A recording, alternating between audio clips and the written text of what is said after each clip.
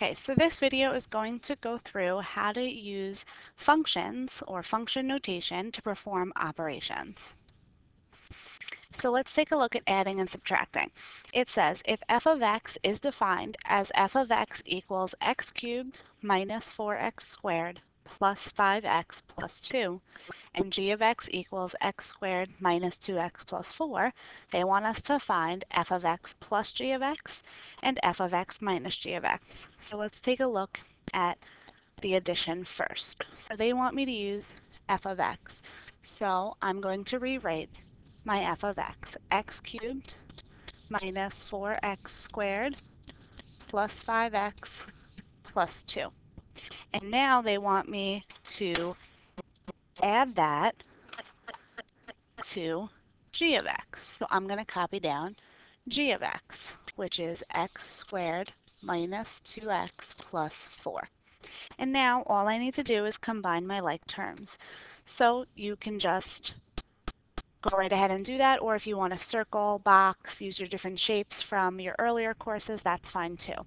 I have an x cubed. It has no other partner, so I have x cubed. I have a negative 4x squared and a positive x squared, which gives me negative 3x squared. Then I have a 5x and a negative 2x, which gives me a positive 3x. And then I have a positive 2 and a positive 4, which gives me a positive 6. So here is my answer for f of x plus g of x. So now let's take a look at the same thing, except I want to do f of x minus g of x. So let me erase this so it's out of our way. And let's take a look at this. So once again, I have f of x, so I have x cubed minus 4x squared plus 5x plus 2. And then I have minus. And now it's important that when you subtract, you're going to use parentheses because you're going to be subtracting the entire thing. And then inside my parentheses is going to go the g of x. X squared minus 2x plus 4. Now it's important that you have that parentheses because you now need to distribute that subtraction sign into the parentheses. So my first piece doesn't change. X cubed minus 4x squared plus 5x plus 2. But then when I distribute that negative sign, or subtraction sign, I'm going to have minus x squared plus 2x minus 4. Because remember that a negative times a negative is a positive. And now it looks just like our addition, so I'm going to combine my like terms. Once again, the x cubed has no partner. I have a negative 4x squared and a negative x squared. So I have negative 5x squared. A positive 5x and a positive 2x give me a positive 7x. And I have a plus 2 and a minus 4, which gives me a minus 2. So x cubed minus 5x squared plus 7x minus 2 is the final answer. Let's take a look at one more, which was a Regents question.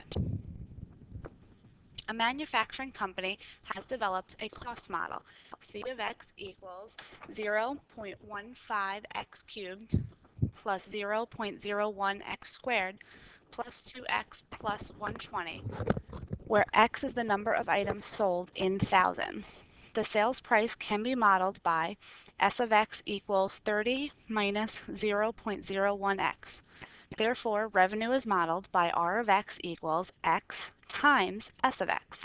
The company's profit, P of x, is equal to R of x minus C of x, could be modeled by, and then they're giving us 4 options. So this is what I'm working with right now.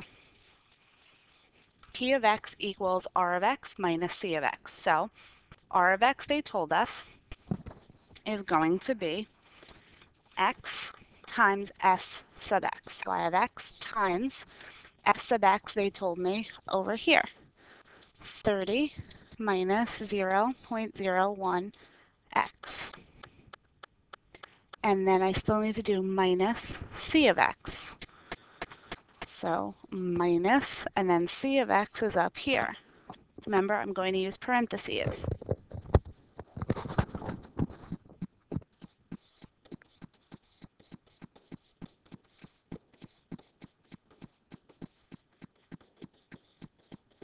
So now I need to distribute this x.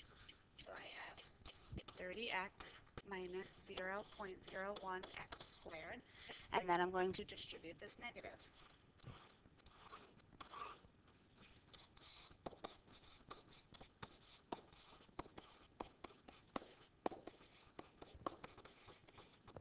And now I'm going to combine my like terms, and if I take a look at my answers, they're all in standard form.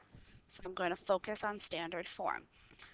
So x cubed is my highest exponent. I have a negative 0.15x cubed, which means that it is not answer choice 1 because that's positive. Then I am going to take a look at my x squareds.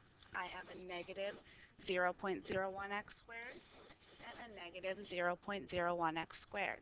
So I have negative 0.02x squared. So I know it cannot be 3 and it cannot be 4. If I were to continue combining, I would end up with exactly what the answer choice says. So my answer is choice 2.